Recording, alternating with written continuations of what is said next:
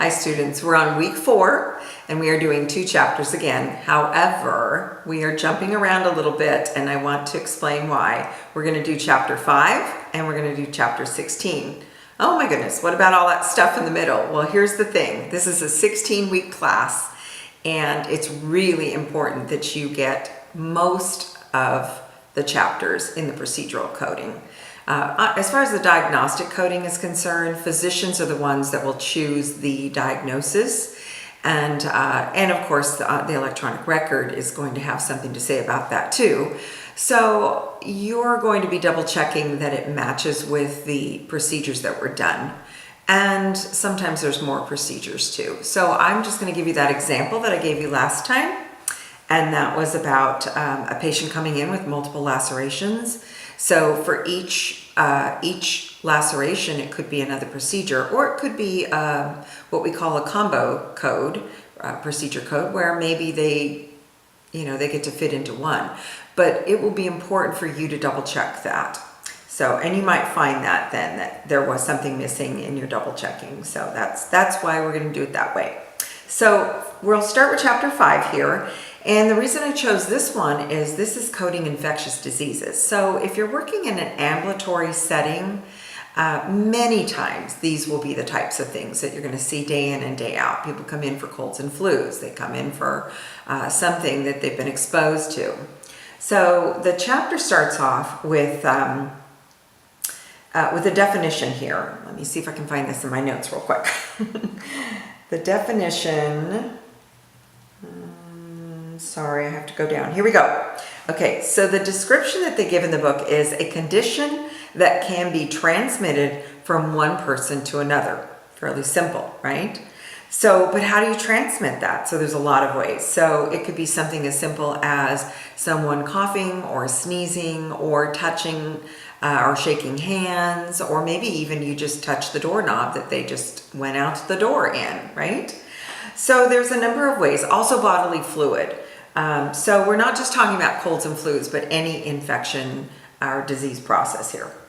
So I can still remember when my children were small, going into the pediatrician and having the doctor say that this was a viral or a virus and no antibiotics would be necessary. So the first part of the chapter talks about viruses versus bacterial infections. So I just want to point out to you that it's not unheard of that a virus could eventually need antibiotics because it continued on, got worse. You went from this cold, which was a cold virus, and it went into your chest and it became bronchitis, and now you need antibiotics to get over it. So. But I just want to mention that the largest portion of the chapter has to do with bacteria and viral infections, but many other things are covered in this chapter. And remember that it's any infectious condition or disease. In fact, they even have in this chapter they have the vaccines that are available. Some of them you will know and be very familiar with. So.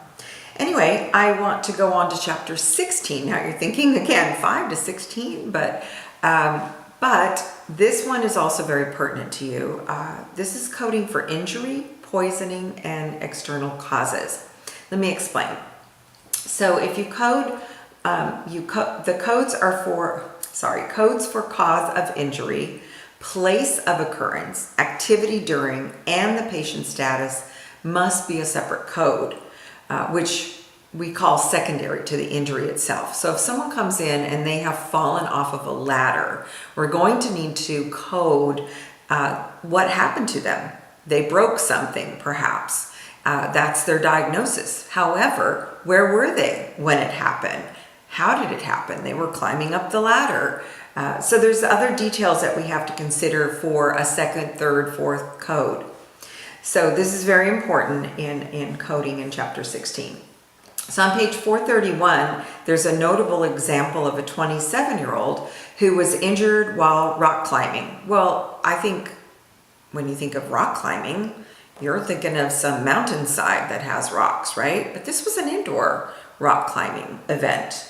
So you might be thinking that, well, why don't we just code for the fact that she dislocated her shoulder? But something new to the ICD-10 that was not in the ICD-9 version is, and this is my tough word, specificity. Man, you will be able to laugh with me in class about that word every time I say it because it doesn't roll off my tongue. And laterality.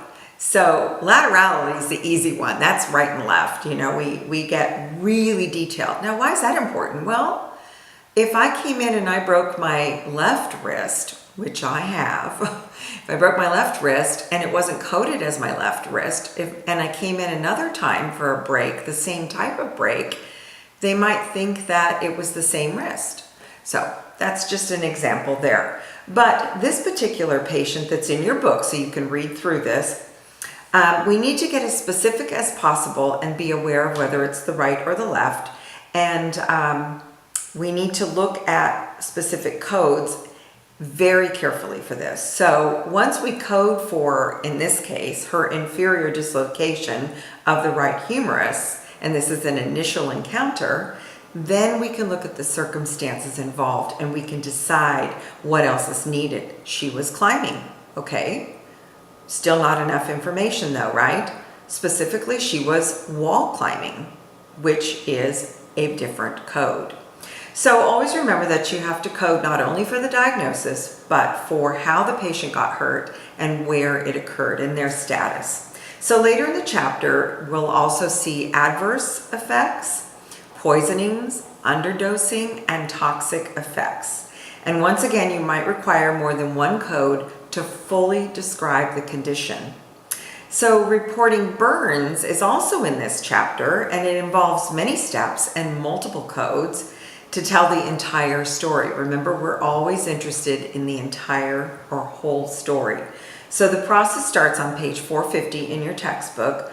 Please pay close attention to the sequence of the codes. Have you ever wondered why a physical or a physician estimated the total body surface area or how they did this? Page 454 describes something that we call the rule of nines, which helps to calculate that percentage. Once again, external cause codes explain the cause, place, activity, and the status. So now you can go ahead and view your PowerPoints or listen to them, and I'll see you in lab soon.